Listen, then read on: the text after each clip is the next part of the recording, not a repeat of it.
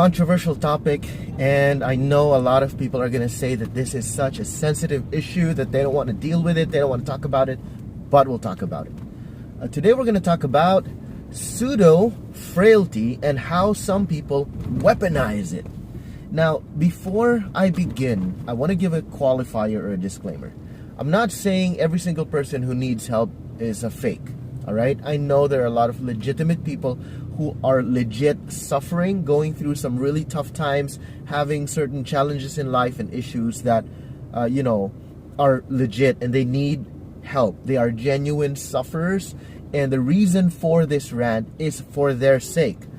You see, when a lot of people weaponize fake frailty, when a lot of people weaponize fake frailty, the legit sufferers are the one who will end up suffering, because the people who are supposed to believe them no longer believe them because of the fake frailty.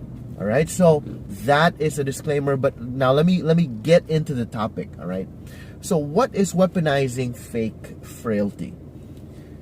And I know you've all seen this somehow, but maybe many of you have not really recognized it until today when you go, hey, that's what's been happening to me.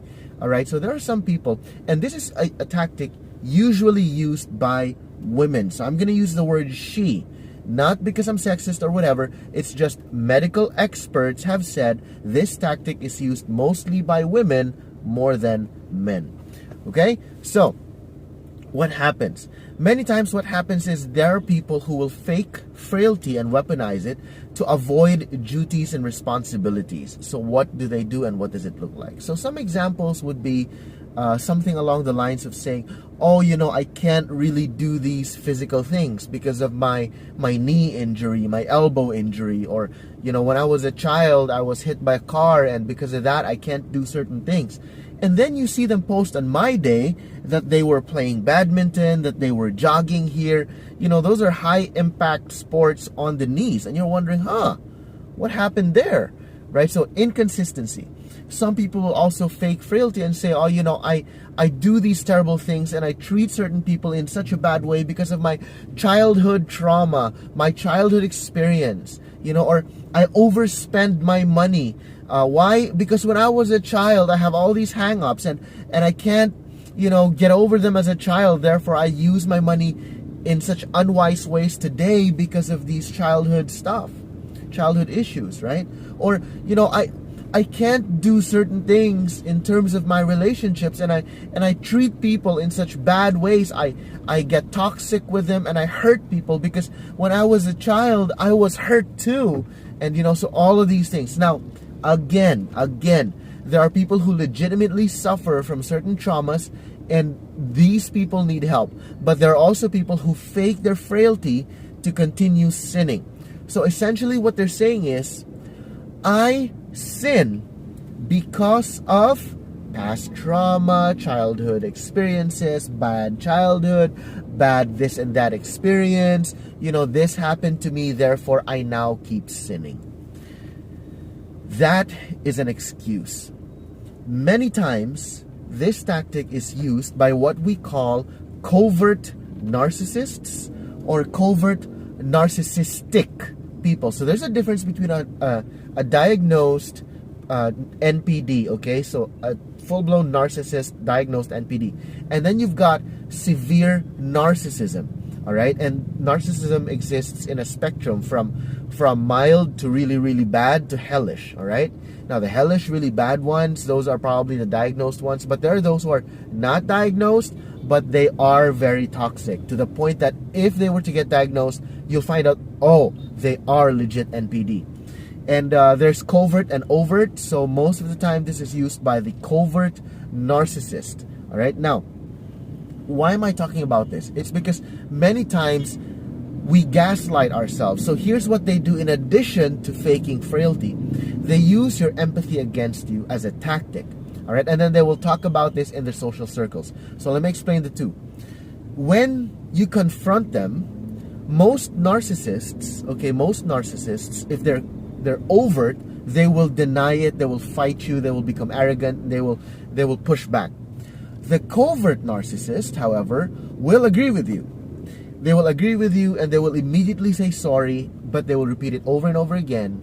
They will keep repeating the same sins, but they will also keep saying sorry. And you're wondering, you will go, they said sorry, so I should forgive. However, you know, they're doing it again. And I just don't know if they're really repentant.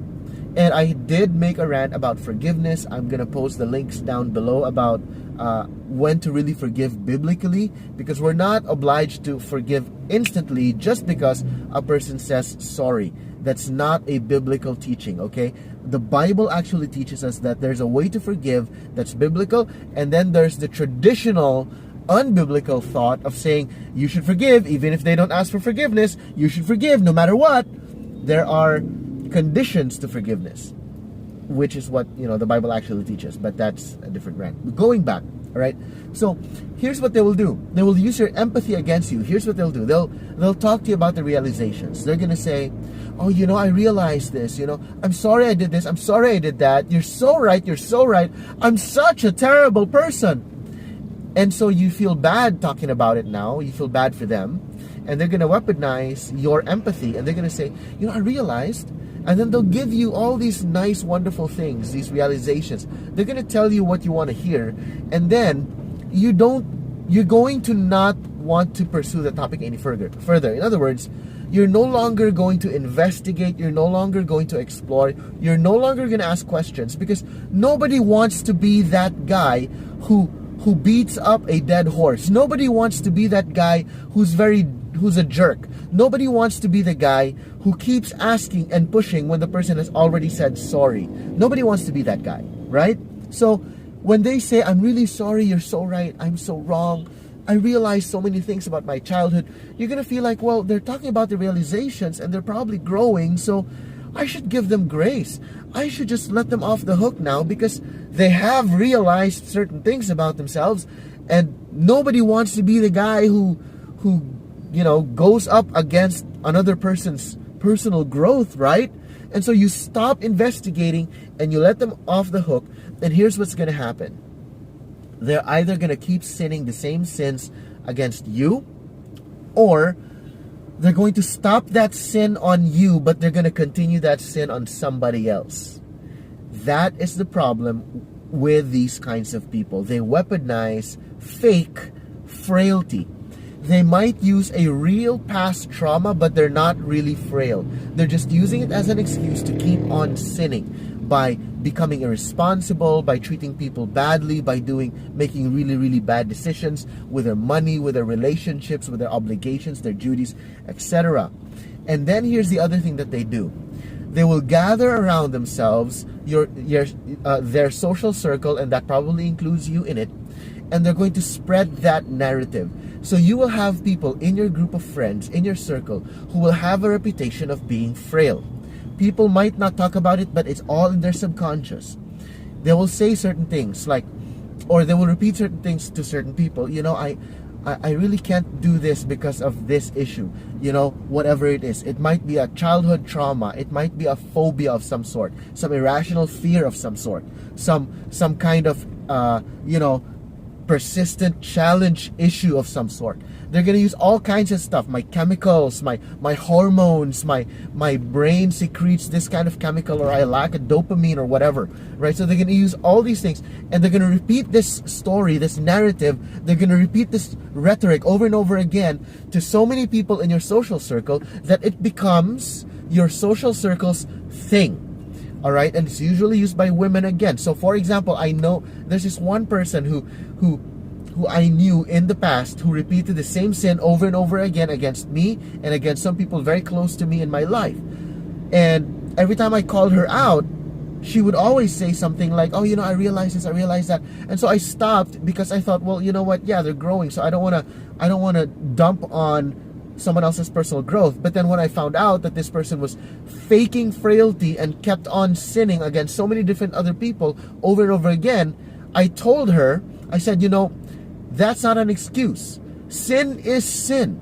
No matter what you say about your past, no matter how you were treated before, your past does not justify current sin, present sin that you do on others. When I said that, she no longer really opened up to me and to the people close to me. She no longer talked that way because she knew she couldn't use her frailty, her pseudo frailty, her fake frailty. She couldn't use it anymore as an excuse.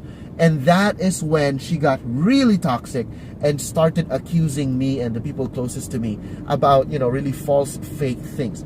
And so the last two things. So number one, so there's three, right? So last two. So number one, they will use your empathy against you.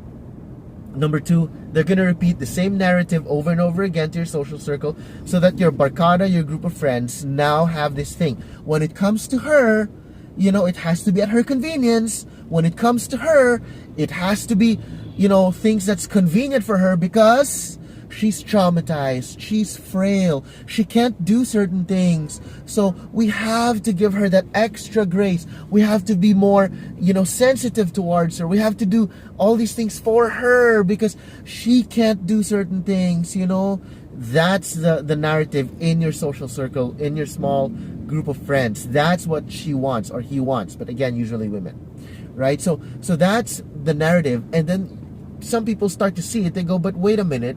How come when it comes to certain other activities, other events, she's very, very capable of doing certain things. She's very highly functional in the things that she's not supposed to be able to do, right? So that's the second thing. The third thing and the last thing is this. When you expose this, they're going to accuse you.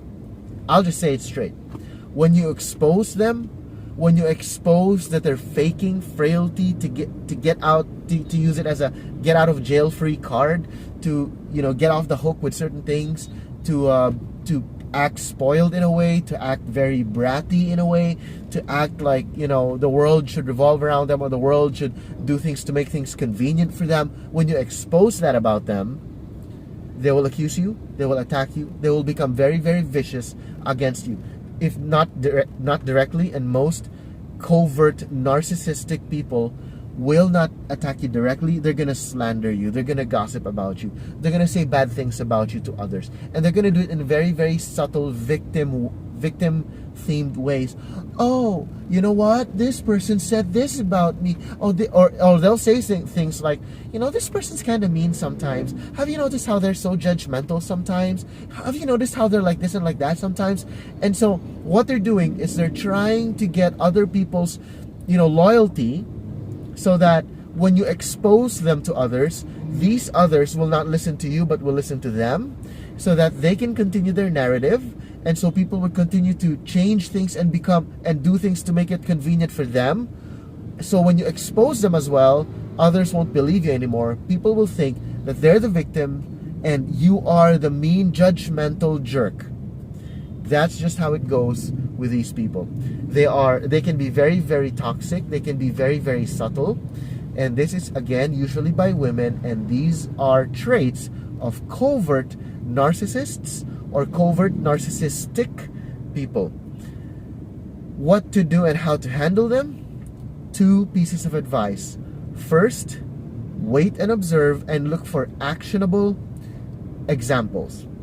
Wait for specific examples and collect the pattern. Collect the data in your mind, write them down if you have to, put them in your cell phone or something, but collect specific examples of behavior, of actions, and of words that are inconsistent so that you've got evidence. That's one. And number 2, my suggestion, don't just talk to them directly, but if they don't change, or if you notice that they don't change, they change towards you but not towards others, you may have to start beginning to warn other people as well, but only after you have talked to them first. And so you will not be accused of being a gossip or being a slanderer because you've talked to them first, and they have not changed. Therefore, you do what is called, what the world commonly calls, intervention. I hope this helps. I hope this was helpful to you, or I hope this made you realize or go, that's what this or that person has been doing to me and to my circle of friends. Now I know. I hope this has opened the eyes of some of you guys who may really have to hear this. God bless you.